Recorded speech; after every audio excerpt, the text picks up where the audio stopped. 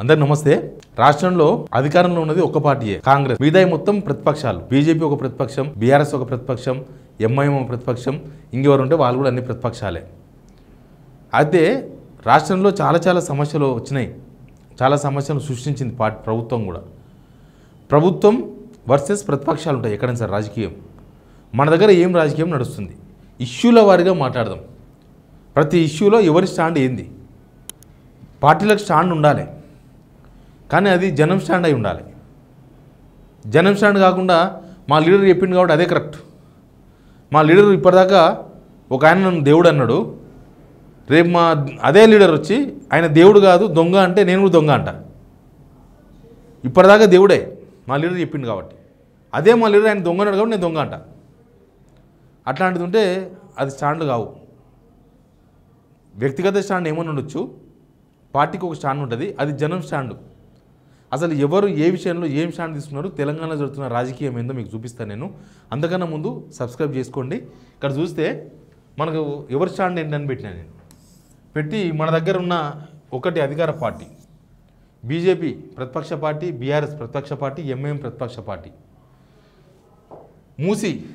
మూసి కూల్చేస్తాం మొత్తం. మూసి దగ్గర ఈ పక్క ఆ పక్క రకరకాల జనాలు ఉన్నారు కదా. ఈ ప్రభుత్వం ఎప్పుడు పడిపోతుంది, ఈ ముఖ్యమంత్రి ఎప్పుడు దిగిపోతారని రోజు దేవునికి మొక్కుతున్నారు. ఎందుకు అంటే రోజు ఇట్లా అరప్రాణం ఇట్లా పెట్టుకొని బతుకుతున్నారు. మా జీవితం అంతా ఈయనే పెట్టినాము, ఈ ఇల్లు కట్టుకున్నాము, ఈయన కూల్ చేస్తాడా, మా బతుకులు ఏమవుతాయి, ఆగమవుతాయా, ఎట్లా బతకాలి మేము. ఒక్కొక్కరికి ఒక ప్రాబ్లం. ఎవరు కష్టపడి కట్టుకున్నది ఉంటుంది, ఎవరు అప్పులు తీసుకొని కట్టుకున్నది ఉంటుంది, ఎవరు లోన్ తీసుకొని కట్టుకున్నది ఉంటుంది, ఇంట్లో పెద్ద మనుషులు ఉంటారు, రోగాలు రొస్టులు అన్నీ ఉంటాయి. ఇప్పుడు రోడ్డు మీదకి ఏడపోవాలి, ఇప్పుడు వీళ్ళు ఇచ్చే డబుల్ బెడ్రూమ్ ఇళ్ళకి పోవాలన్నా, ఇంత పెద్ద ఇల్లు కొట్టుకొని, ఇట్లాంటివి చాలా ఉంటాయి. ఆ విషయంలో కాంగ్రెస్ నిర్ణయాన్ని బీజేపీ సపోర్ట్ చేసింది, బీఆర్ఎస్ జనాల దగ్గర ధర్నాలు చేసింది, ఎంఐఎం సైలెంట్ ఉంది. ఇట్లా రైట్ కూడా కొట్టొద్దు, వీళ్ళకు ఇట్లా కొట్టాలి, సైలెంట్ ఎంఐఎం. పోనీ ఎంఐఎం వల్ల ఏరియాలు మాది ఓల్డ్ సిటీ అని కూడా ఓల్డ్ సిటీలో కొలగొట్టలేదంటే కొలగొట్టినారు. ఇప్పుడు చాదరగడ్డ అవన్నీ ఏడుకొస్తాయి, ఓల్డ్ సిటీ కిందకి రావా, కొలగొట్టేసారు. అయినా సరే సైలెంట్ అయిపోయినారు. తర్వాత హైడ్రా వచ్చి పేద మధ్యతరగతి వాళ్ళ ఇండ్లు కూలగొట్టేసారు, వాళ్ళ బతుకులు ఆగం చేసారు, వాళ్ళు మళ్ళీ కోలుకోకుండా చేసారు. జీవితంలో ఒక ఇల్లు కట్టుకుంటే ఎక్కువ, ఆ ఇంటిని తీసుకుపోయి పర్మిషన్లు ఇచ్చి వీళ్ళే కూలగొట్టేసి కోర్టుకు వెళ్ళి స్టే ఆర్డర్ ఉన్నా కూడా వినకుండా, ఏదైనా చట్టం కిందనే కదా. హైడ్రాకి ఏమన్నా 4 కూరలు ఉంటాయా? కానీ హైడ్రా అని జనాల గుండెల్లో మొత్తం బుల్డోజర్స్ ఉరికిపిచ్చి వాళ్ళ జీవితాలను ఆగం చేసినారు. దానిలో కూడా కాంగ్రెస్ వాళ్ళ గవర్నమెంట్ కాబట్టి వాళ్ళు రైట్ ఉంటారు ఎప్పుడైనా సరే. బీజేపీ కూడా దానిలో అంతే. బీఆర్ఎస్ కొట్లాడింది,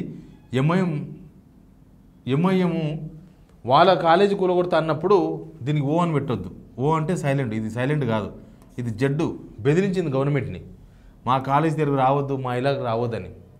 ఫాతిమా కాలేజ్ వాళ్ళ కనీసం నోటీసు కూడా ఇలా గవర్నమెంట్ హైడ్రా, అంత పెద్ద దమ్మున్న హైడ్రా ఫాతిమా కాలేజ్కి నోటీస్ కూడా ఇవ్వలే ఇప్పటి వరకు. సెలవులో కూలగొడతామన్నారు, సెలవులు అయిపోయినాయి, మళ్ళీ స్టార్ట్ అయింది కాలేజ్. That is Hydraa. తర్వాత ల్యాండ్ సేల్స్ ఏంటంటే భూములు అమ్ముతున్నారు కదా వీళ్ళు. భూములు అమ్మొచ్చు, ప్రభుత్వాలు దేశంలో ఉన్న చాలా రాష్ట్రాల్లో ప్రభుత్వాలకు డబ్బులు పుట్టనప్పుడు భూములు అమ్ముతారు. కానీ హైదరాబాద్ యూనివర్సిటీ భూములు అమ్మడం అనే విషయంలో అందరూ అబ్జెక్షన్ చేసినారు. అక్కడ ప్రకృతి కావచ్చు, అక్కడ విద్యాసంస్థ కావచ్చు, ఈ విషయంలో కూడా కాంగ్రెస్ ఎట్లా సపోర్ట్ చేస్తుంది, వీళ్ళు కూడా సపోర్ట్ చేసినారు. వీళ్ళు కొట్లాడిరు, వీళ్ళు మౌనంగా ఉన్నారు, మాట్లాడలేదు. తర్వాత భూసేకరణ లగచర్ల కావచ్చు, జహీరాబాద్ కావచ్చు, ఇంకా ఇప్పుడు ఆదిపట్ల దగ్గర కావచ్చు, ఇప్పుడు నడుస్తుంది గ్రీన్ ఫీల్డ్ రోడ్ అని చెప్పి 330 ఫీట్ల రోడ్డు ఎక్కడ పోతుందో తెలియదు. దానికోసం భూసేకరణకు పోతే రైతులు అడుక్కుంటున్నారు. ఆడ కూడా వీళ్ళు ఒక కార్యాచరణ తీసుకున్నారు. బీజేపీ సైలెంట్ అయిపోయింది. ఇక్కడ సైలెంట్ బీజేపీ, అస్సలు ఏం మాట్లాడతలేరు బీజేపీ వాళ్ళు.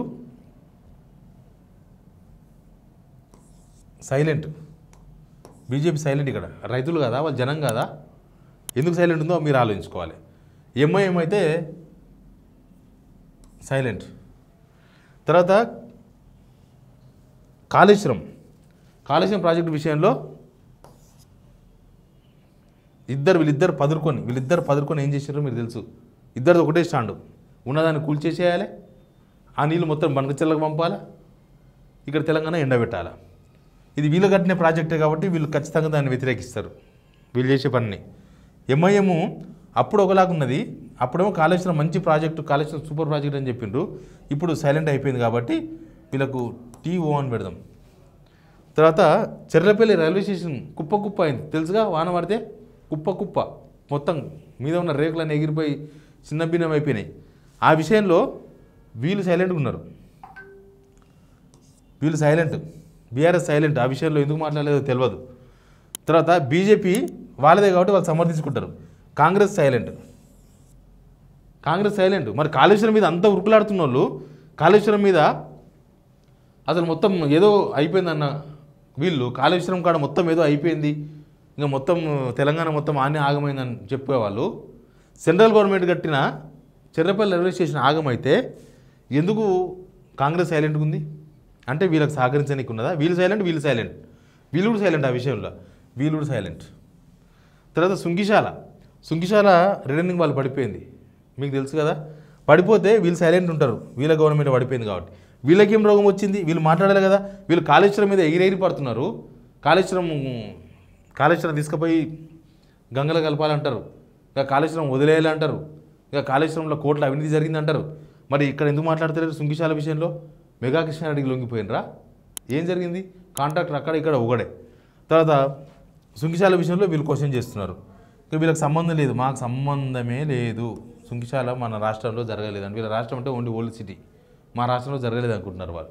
ఇక ఇట్లా తీసుకుంటే ఎన్నో తెలుసా వీళ్ళ ఇష్యూలు. ఎస్ఎల్బీసీలో 6 మంది డెడ్ బాడీస్ ఇంకా తీయలే. ఆ విషయంలో కూడా వీళ్ళు సమర్థిస్తారు, వీళ్ళు సైలెంట్, వీళ్ళు కొట్లాడుతున్నారు, వీళ్ళకి సంబంధం లేని ఇష్యూ. తర్వాత తెలంగాణ తల్లి స్టాచ్యూ మార్చిండ్రు. తెలంగాణలో ప్రతి ఒక్కరు లబలబ కొట్టుకున్నాడు. ఏం చేస్తుండ్రా మీరు, ఏమైనా పనికొచ్చే పని చేస్తుండ్రా? ఇంకా జిల్లాలో మొత్తం పెడతారంట, ఇంకా డిస్టిక్లో కూడా పెడతారంట. ఇప్పుడు డబ్బులు వృధా, తిండి లేదు, మీసాలకు సంపంగా నూనె. మా అన్నకు అట్లా ఉన్నది కథ. సంపంగా నూనె పెట్టుకొని తిరుగుతారంట. ఇప్పుడు ఈ తెలంగాణ తల్లి మారిస్తే అందరూ విలువలు ఆడిర్రు. బీజేపీలకు చీమకుంటున్నాడు కానీ అది మా సబ్జెక్టే కాదు, మాకు సంబంధమే లేదు. మాది ఓన్లీ హిందూ. తెలంగాణ తల్లి గట్లాంటివి ఏం లేవు. మాది ఓన్లీ జై భారత్ మాతాకి, తెలంగాణకు తల్లి లేదు అనేది వాళ్ళ నమ్మకం బహుశా. అందుకే ఆ విషయంలో కూడా సైలెంట్. ఇక అందాల పోటీల్లో చూసారు కదా, అందాల పోటీల్లో మనలు కాలు కడితే కూడా బీజేపీ సైలెంట్, ఎంఐఎం సైలెంట్. అదే అందాల పోటీల్లో ఇద్దరు యువనేతలు గోకిర్రంట ఇంగ్లాండ్, మిస్ ఇంగ్లాండ్ అంటే నో కామెంట్, నో సైలెంట్. అసలు ఇక్కడ ఎవరెవరు కలుస్తున్నారు? నిజంగా కనుక బీజేపీ, బీఆర్ఎస్, ఎంఐఎం కలవాల్సిన అవసరం లేదు. కానీ ఒక ప్రతిపక్ష పార్టీలుగా ఎవరి పాత్ర వాళ్ళు పోషిస్తే కాంగ్రెస్ నుంచి ముక్కు విండి జనాలకు పని చేయించవచ్చు, ముక్కు విండి వసూలు చేయించవచ్చు, ముక్కు విండి హామీలు అమలు చేయించవచ్చు. కానీ ఇంత కొలాబరేటెడ్ అయిపోయి ఎవరికి వాళ్ళు కలుసుకొని మాట్లాడుకున్న తర్వాత ఇంకా జనాలకి ఎక్కడ మేలు జరుగుతుంది? ప్రతిపక్షం అంతకుముందు గవర్నమెంట్ ఏమో ప్రతిపక్షమే ఉండకూడదు అని కోరుకున్నది. వీళ్ళు ప్రతిపక్షం ఉంది కానీ వాళ్ళని లొంగ తీసుకున్నారు, ప్రతిపక్షాన్ని లొంగిపోయినాయి. ఈ ప్రతిపక్షం లొంగిపోయింది గవర్నమెంట్కు. ఇంకా వీళ్ళొక్కరే కొట్టాడాలి. ఇప్పుడు వాళ్ళు కూడా లొంగిపోతే తెలంగాణ ఆగమైపోతుంది, ఇంకా తెలంగాణలో ఏముండదు. అంతకుముందు కనీసం కేసీఆర్ అన్న పనిచేసేవాడు, ఇక్కడ పనిచేసేవాడు కూడా ఎవరు లేడు, రాజకీయాలు చేస్తాడు తప్ప, బూతులు మాట్లాడుతాడు తప్ప ఎవరు లేరు పనిచేయడానికి. తెలంగాణ కోసం, తెలంగాణ అనే ఒక సోల్ ఉన్న వాళ్ళు ఎవరు కనిపిస్తలేరు ఇక్కడ ఈ లైన్లో. ఇక తెలంగాణను ఎవరు కాపాడుతారో తెలియదు. కానీ ప్రతి విషయంలో ఏ పార్టీ ఏ స్టాండ్ తీసుకున్నది, జనాల తరపున కాకుండా పార్టీకి స్టాండ్ ఉంటాయా? మోడీ ఓం అంటే నాది ఓం, మోడీ తుస్ అంటే నాది తుస్సే, మోడీ బుస్ అంటే నాది బుస్సు. మోడీ మన రేవంత్ రెడ్డిని కూడా అన్నాడు ఆర్ఆర్ ట్యాక్స్ అని.